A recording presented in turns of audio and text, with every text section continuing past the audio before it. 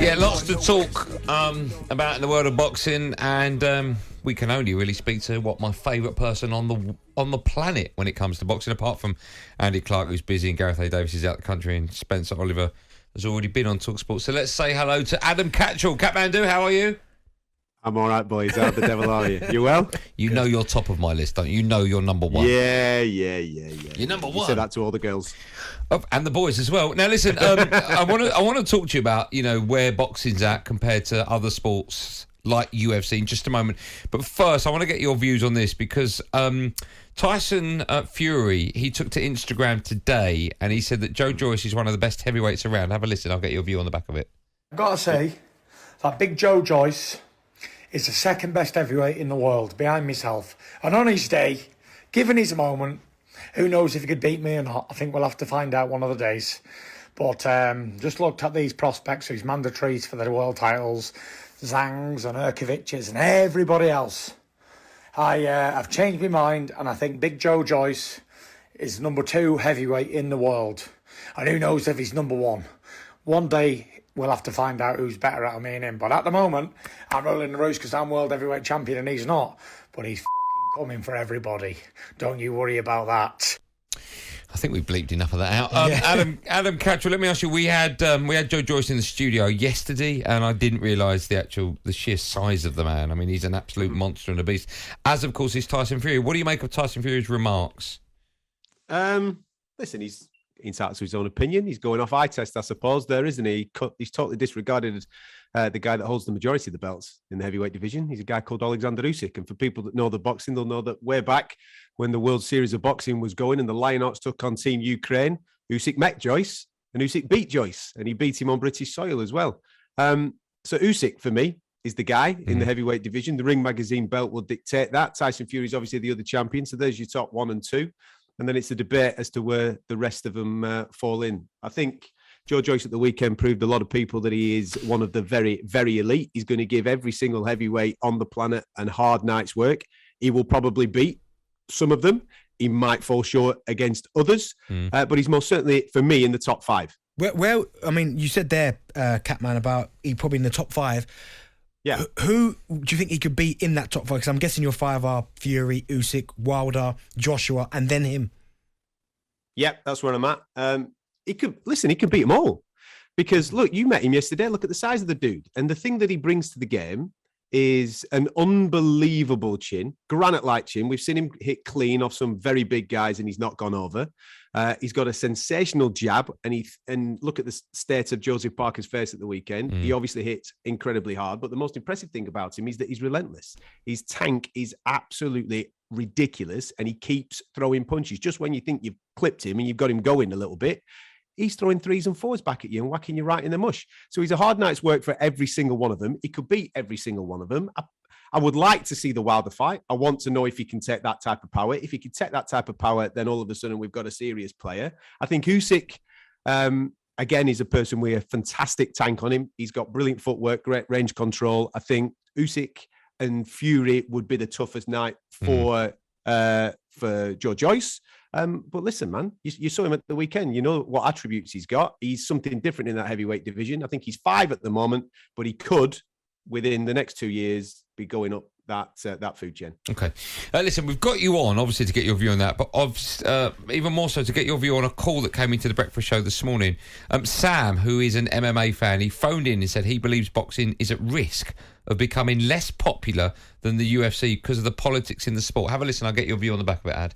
There's so many of these different belts that you can go for all the way through, and I think one person has more than they dictate who fights when, how much for, who's the A side, who's the B side. If you can compare it to MMA productions such as Bellator, such as UFC, they only have this one belt and there's one weight division each.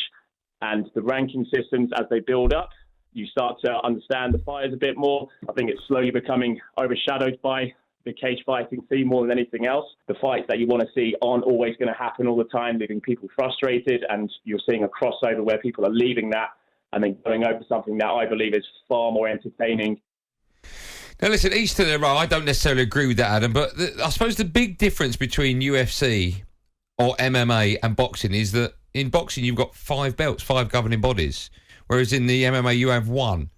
So that's why all the big fights will always get made, right? Because you don't have a boxer that's signed up to a particular broadcaster. So that's the stumbling block. Excuse me, I can't get my words out today. Stumbling block in the world of boxing, and you don't have that problem in MMA. But other than that, I can't really see why boxing fans would ever get fed up of boxing and then switch over to mixed martial arts. Can you? Well, the guys, obviously, what was his name? Sam, yeah. on this morning, he's got a very valid point, and people need to listen to that, especially people that are involved in boxing. He points out the amount of belts that are in the game. Check this out for a stat, right? Yeah. There are 17 male weight divisions in boxing. That means there should be 17, and only 17, male world champions. There's 54 people walking around at the moment with some version of a world title over the shoulder, telling people that they are world champion. That in itself is confusing for fans. Now, the hardcore fan knows how this game works, but the casual fan, and that's where the key thing is here, it's the casual fan that comes to the big events, that falls in love with the sport, and then the sport grows. The casual fan is confused because they think X, Y, and Z's champion, where it's an ABC's over here telling everybody that they're champion as well. You then have a situation where a champion of a division is not ranked with the other alphabet belts. Mm-hmm. So, for example, Tyson Fury, the WBC champion, isn't ranked with the WBO.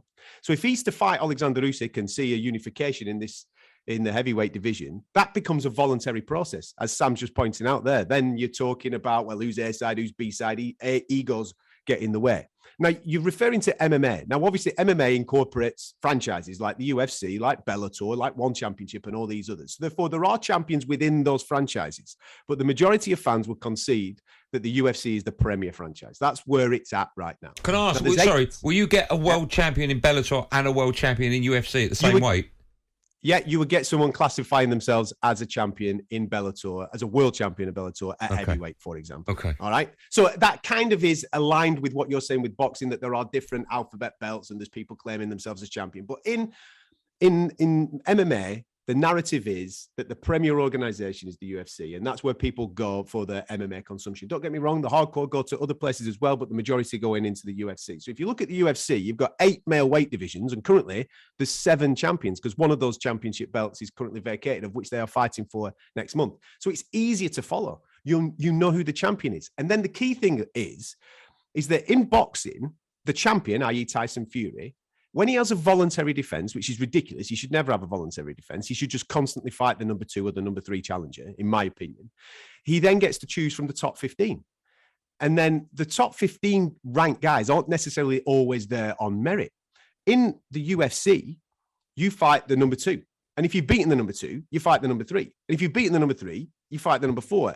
So the top guys are constantly fighting the top guys and girls constantly over and over and over. And therefore, when they are matchmaking fights in the UFC, they are ranking people that are very closely ranked together. They're putting them all on the same card. When you go to a boxing night, you might get a main event that's really good, that tickles your fancy a little bit, but the rest of the card doesn't stack up because it's all one-sided in the favor of the promoter. And therefore, people are actually paying big money for the pay-per-views and paying for the tickets as well. And they're getting one fight in a night. That's ridiculous. You go to the UFC, you get 12. You get 12 evenly matched fights. Everybody's bonused on the night. So therefore, the fight of the night gets a $50,000 bonus. Fights of the night, performances of the night. There's an incentive for every single fighter on the fight to perform. And then you get from fight number 1 right through to fight number 12, an absolute barnstormer. And when you are paying for pay-per-view, you're getting at least 2 world title fights on the pay-per-view. At least 2. That's not necessarily the case here in the UK, because at the weekend, with all due respect, I know it's an interim title. It's not a real world title, but it's a pay-per-view. So you're annoying and alienating a lot of boxing fans. Will they cross over? No, because everybody loves, if you're a boxing fan, yeah, I agree with this. You're into the sweet science, and you're always going to be into the sweet science. Yeah. But I can completely understand that you're frustrated with it, because look at what's happening this week. The 2 heavyweights, premier heavyweights in the UK, and it's just back. It's just becoming tiresome, man. Just make the fights. That's what the fans want. Catman, you said it there, and about the belts. And to be fair, Joe Joyce came in the studio yesterday and he had a belt with him. Now, I'm not quite sure what that belt was, because on the belt it said World Heavyweight Champion. But obviously we know that Alexander Usyk currently is the world champion. So what belt would that have been? Interim. And what does that mean? World champion. But and there's absolutely no reason for that belt to be in existence. None whatsoever. What does that mean, interim? What does that mean? Interim world champ. What does that mean? World champion in waiting. So this is the thing that's frustrating me. What does that mean? So an interim world belt champion in weight. So I'm effectively a world champion in weighting, right? No, but I'm waiting. Seriously, how can you become? How can you have anything with world champion in weighting? Well, let me explain it. That's ridiculous. An interim belt is supposed to be there if the champion is inactive. So therefore, he's injured, he's out for a period of time, or whatever it may be. So therefore, you can't hold a division up. So you bring the belt in to help out the guys that are ranked number 2 and number 3. They fight for it. You have an interim champion, and then when the champion's active again, interim champion fights full champion. That's what the point of an interim belt is supposed to be. However, in this case, Usyk's active. He's just fought Usyk. He's just fought AJ. He's told everybody, listen, I'll be back at the start of 2023 for the big unification. The problem is with extra belts, and the reason why we have all these extra belts is because these sanctioning bodies, promoters as well, they're guilty of this. Yeah. They all make extra money off having a belt on the line. So if you can market the weekend as a world title fight when it's not really a world title fight. And this is what I mean. You're telling the audience lies. You're telling them that you're getting Champions League final when you're getting Burnley versus Norwich. You need to sort that out. Listen, I can speak to you for hours on this, but I've got to go to a quick break and then I'm going to take calls from our listening millions. But thank you for coming on and explaining it all in great detail. And it's nice to know I am a heavyweight champion of the world in weighting. Along with Bentley and you as well. Thanks for coming on, Catman. We'll speak to you in a bit. See you, boys. Ta-da.